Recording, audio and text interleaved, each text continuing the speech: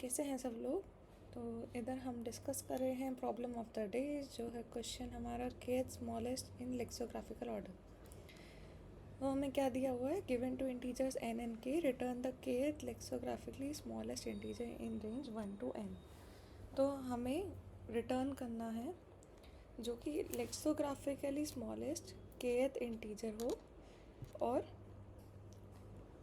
n और k हमें दिया है। ठीक है, अब n और k दिया है तो पहले तो क्वेश्चन समझ लेते हैं कि क्या है। अगर सपोज मेरा n 5 है और मेरा k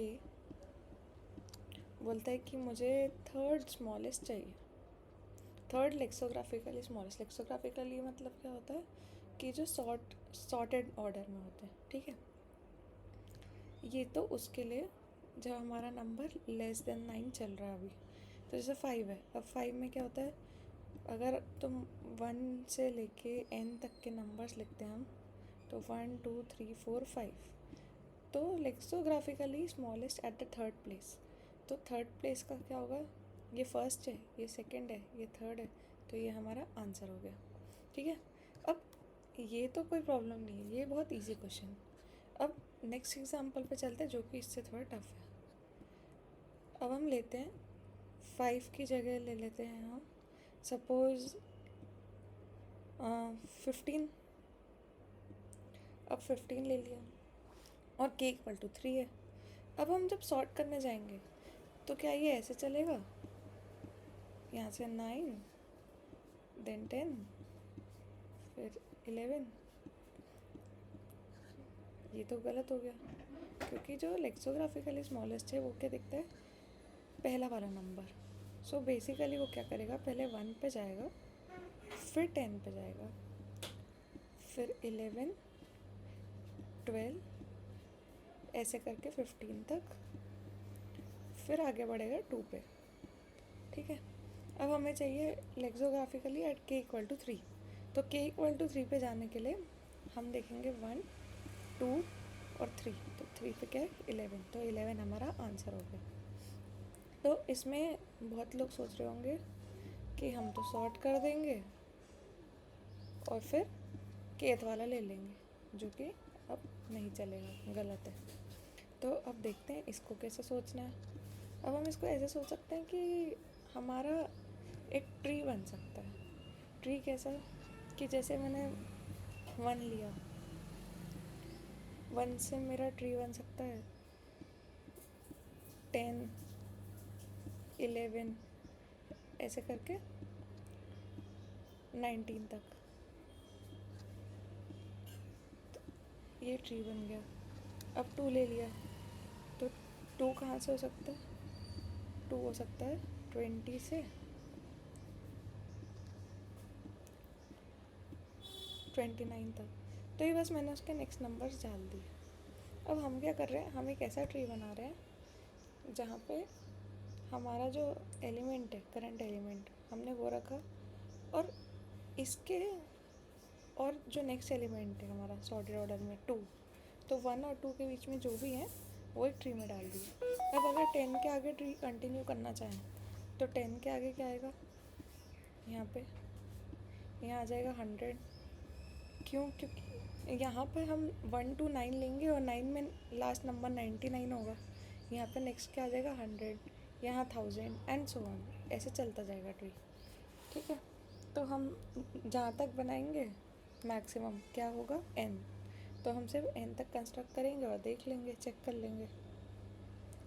तो पहले तो हमें क्या करना है, पहली अप्रोच ये होगी कि जैसे हमने एक ट्री बनाया, तो मान लो कि ट्री की होगी नोड्स, जितनी भी मैक्सिमम नोड्स हो सकती है, वो हो सकती है 9।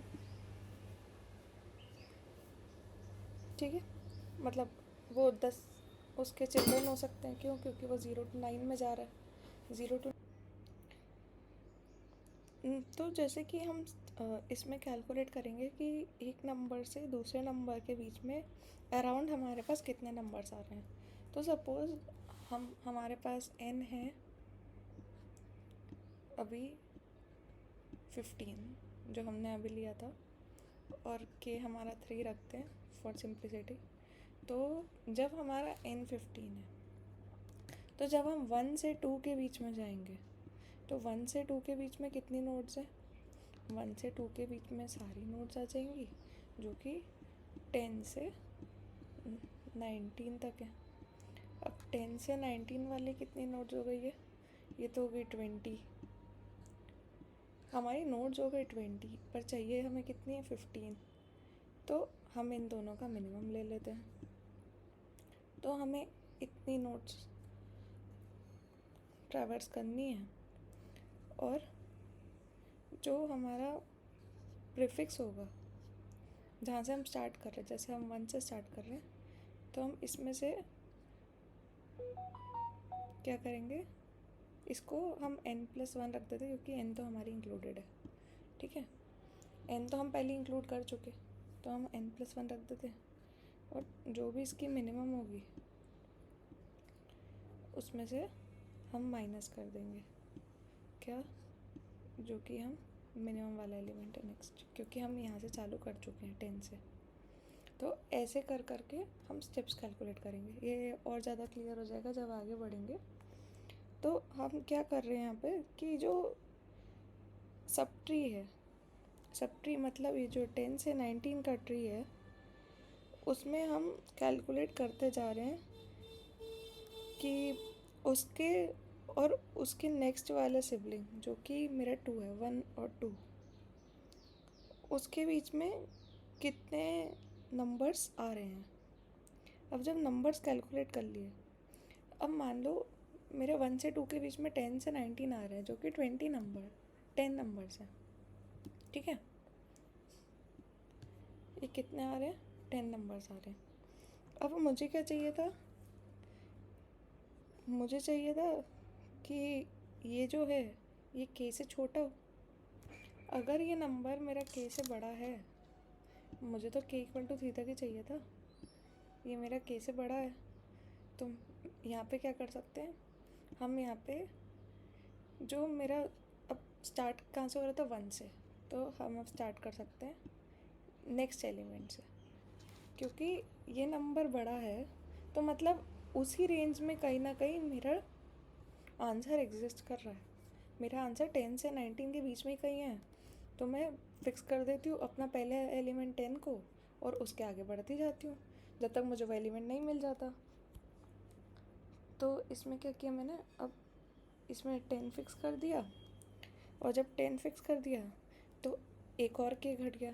तो पहले हमारा k 3 था, हमने 1 यूटिलाइज़ कर ही लिया था, हम 1 को कंसिडर कर ही चुके थे, तो k मेरा 2 बचा, और यहाँ पे मेरा k 1 बच गया। अब 10 से कहाँ जाएंगे हम? 10 से और आगे देखेंगे, मतलब 10 से 11 के बीच में, और इस पॉइंट पे हमारा जो भी आएगा उससे हम स्टेप कैलकुलेट कर लेंगे। ठीक है, तो जैसे ही हम 10 पे जाते हैं और 10 से 11 के बीच में देखते हैं, तो उधर हम स्टेप्स कैलकुलेट करेंगे। जब स्टेप्स कैलकुलेट करेंगे तब वो स्टेप्स क्या आ जाएंगे, हमारे k से कम आने चाहिए, तो हमारा आंसर आ जाएगा वहाँ पे 1, 10, 11, 12। तो आंसर क्या आना चाहिए हमारा? 11। ठीक है, इतना समझ आया? अब देखते हैं, जब हम n = यहाँ पे डाल देते हैं 13, और ये वही एग्ज़ाम्पल है जो उसमें दिया हुआ है, और k = डाल देते हैं हम 2। ठीक है, तो हम वही 1 से 2 जाएंगे, पहले 1 से 2 गए, तो पहले उस केस में क्या होगा, 1 से 2 अगर जाते हैं तो उस केस में हमारे पास आएंगे 10 से 19 सारे नंबर्स। ठीक है, तो हम 1 से 2 जा रहे हैं, हमारे स्टेप कितने हैं अभी? 0, कोई स्टेप ही नहीं चला अभी तो स्टार्ट किया है। ठीक है।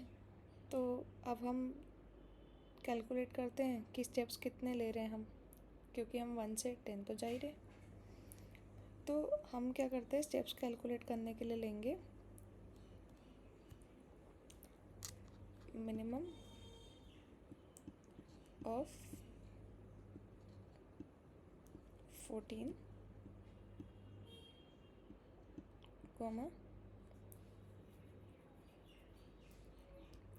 हमारा ये क्या है 1, क्योंकि हम 1 से चालू कर रहे हैं, ठीक है। ये ले लिया, सॉरी ये 2 रहेगा क्योंकि हमें मैक्सिमम वाला चाहिए, और यहाँ से -1 कर देंगे। अब ये क्यों कर रहे हैं, ताकि हमें स्टेप्स पता चल सके। अब यहाँ मिनिमम क्यों लिया, क्योंकि अगर मेरा 20 तक है पर मेरा n तो 15 ही है, तो मैं 20 तक जाऊँगी क्यों, यहाँ तक जाने का मतलब ही नहीं है। और उसके बाद हम +1 इसलिए कर रहे हैं क्योंकि n तो इंक्लूडेड है, तो ज़्यादा ज़्यादा n+1 तक जा सकते हैं, इससे आगे नहीं जाएंगे, ठीक है, चेक करने के लिए। तो हमने क्या किया, यहाँ से अगर ये आया तो क्या आया हमारा मिनिमम 2 -1, तो मतलब हमने एक स्टेप यहाँ कवर कर ली, ठीक है। तो एक स्टेप कवर कर ली, तो एक स्टेप कवर कर ली 1 से, तो हम कहाँ जाएंगे 10 पे। तो हमारा नेक्स्ट क्या हो गया, नेक्स्ट हो गया हमारा 10, और नेक्स्ट 10 पे गए। अब 10 पे जाने के बाद हम कहाँ जाएंगे और उससे चेक करेंगे। तो अब जब 10 हमारा नेक्स्ट नंबर है, तो हम कहाँ से चेक करेंगे, 10 से 20 के बीच में। जब 10 से 20 के बीच में चेक करेंगे तो ये हमारा हो गया सेकेंड लेवल, जो 10 से 20 के बीच में बन रहा है। तो इसमें भी अब मिनिमम देख लेंगे। तो जब मेरा 14 पहले था, मुझे 14 तक के चाहिए ज़्यादा ज़्यादा, पर मुझे तो मिल रहा है 20 तक के। पूरे लेने हैं क्या, नहीं लेने मुझे, और यहाँ से -10 कर देंगे, ठीक है। तो मिनिमम ऑफ 14 और 20 क्या हो गया 14, और 14 - 10 क्या हो गया 4। तो यहाँ पे हमारे स्टेप्स कितने हो गए 4, और पहले के थे 1 जो हमने 1 से 10 में निकाले थे, तो टोटल हमारे स्टेप्स हो गए 5। तो हमने 5 स्टेप्स कवर कर लिए, और जो कि बात सही भी है, क्योंकि हम 1 से चालू करें और कहाँ तक जाएंगे हम 1 10 11 12 13 और 14। तो अब यहाँ स्टेप्स गिने, तो 1 2 3 4 5 स्टेप्स ही हो रहे हैं, तो मतलब हमारी कैलकुलेशन तो सही है। तो यहाँ तक हमने 5 स्टेप्स कवर कर लिए।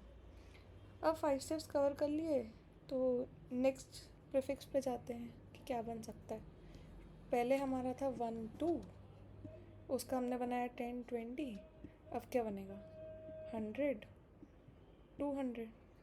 तो समझ आया किस लेवल में हम प्रीफिक्स को अपडेट कर रहे हैं, हम बस मल्टीप्लाई बाय 10 करते जा रहे हैं, ठीक है।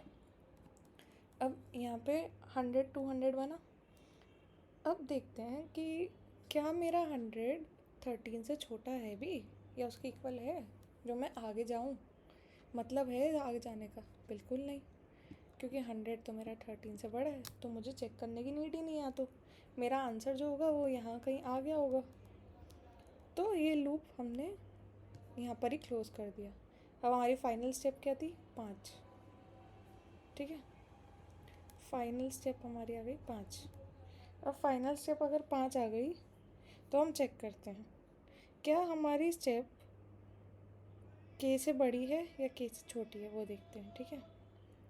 तो हमारी स्टेप जो है 5 है, और के हमारा बचा हुआ है 1, तो हमारी स्टेप तो के से बड़ी है। अगर के से बड़ी है तो मतलब कहीं ना कहीं 10 से 20 की रेंज में हमारा आंसर एग्जिस्ट कर रहा है, इंक्लूडिंग 10। तो हम क्या करेंगे, हम जाएंगे अब नेक्स्ट लेवल पे। नेक्स्ट लेवल पे जाएंगे तो क्या कर देंगे, हमारा करंट यहाँ तो 1 ही था, तो हम उसको बना देंगे 10। नेक्स्ट लेवल पे गए और के को 1 से घटा देंगे, तो के हो गया हमारा 0। अब हमारा के 0 पे पहुँच चुका है, मतलब हमारा आंसर आ चुका है, और आंसर हमारा है 10, जो कि था भी। तो इसको फटाफट ट्री से समझ लेते हैं, फिर कोड पे जाते हैं।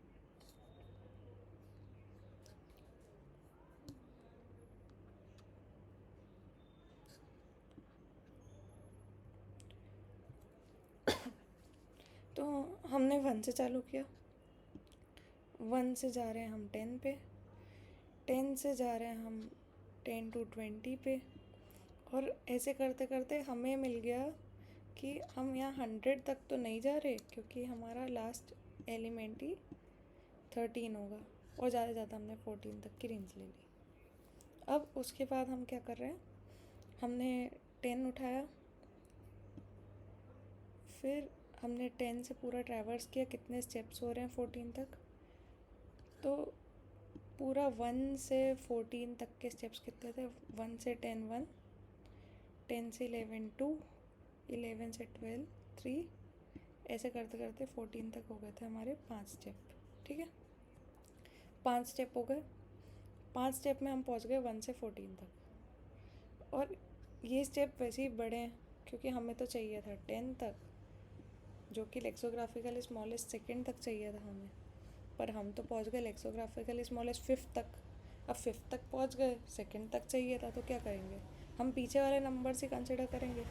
तो हमने चालू तो किया था 1 से, अब पीछे वाले नंबर्स कहाँ से चालू होंगे, 10 से, क्योंकि 1 के बाद नेक्स्ट तो 10 ही है। तो हम नेक्स्ट नंबर पे चले जाते हैं, जो कि हो गया 10। 10 पे गए तो वहाँ पे हम के 1 से कम कर देंगे। 1 पे तो पहले के 1 हो चुका था 2 की जगह, क्योंकि हम एक तो इंक्लूड कर ही चुके नंबर। अब 10 पे गए तो वहाँ पे दूसरा ये 10 इंक्लूड हो गया है, 10 इंक्लूड हो गया है, तो हमारा काम हो गया। यहाँ पे तो के 0 आ गया, के 0 आ गया मतलब हमने सारे के नंबर्स ट्रैवर्स कर लिए। तो के स्मॉलेस्ट हमें मिल चुका है, के स्मॉलेस्ट क्या है हमारा 10 है, तो ये हमारा आंसर हो गया। अब देखते हैं कोड।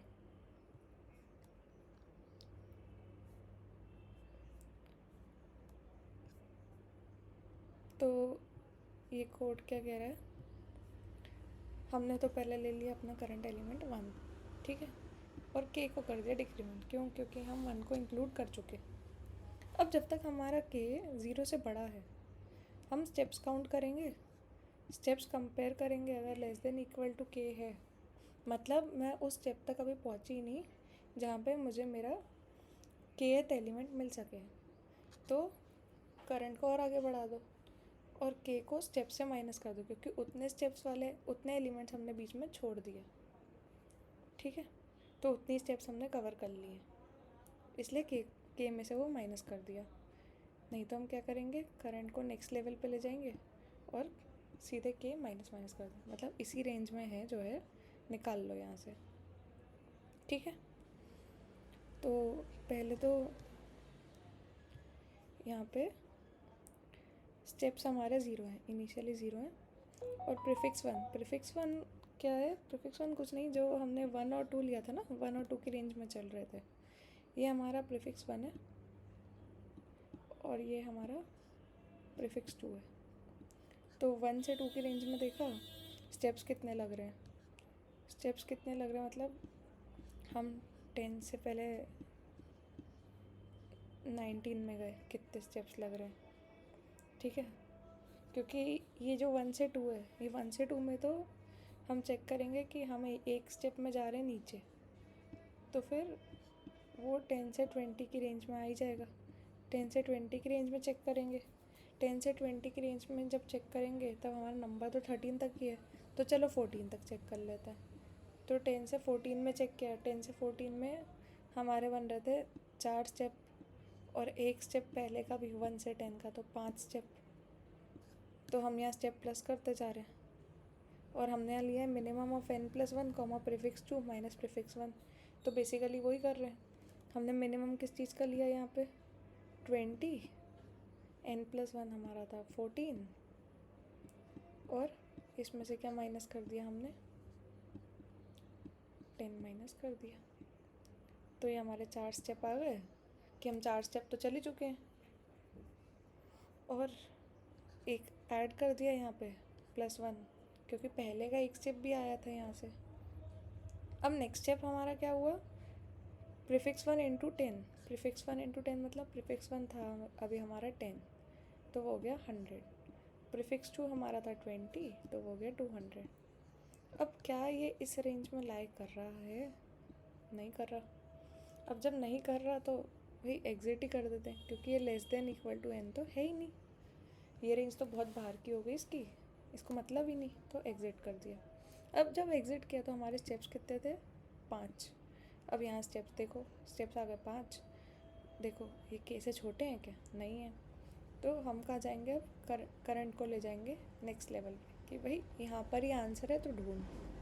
तो करंट हो गया हमारा 10 और k माइनस माइनस, तो k हो गया हमारा 0, k 0 हो गया।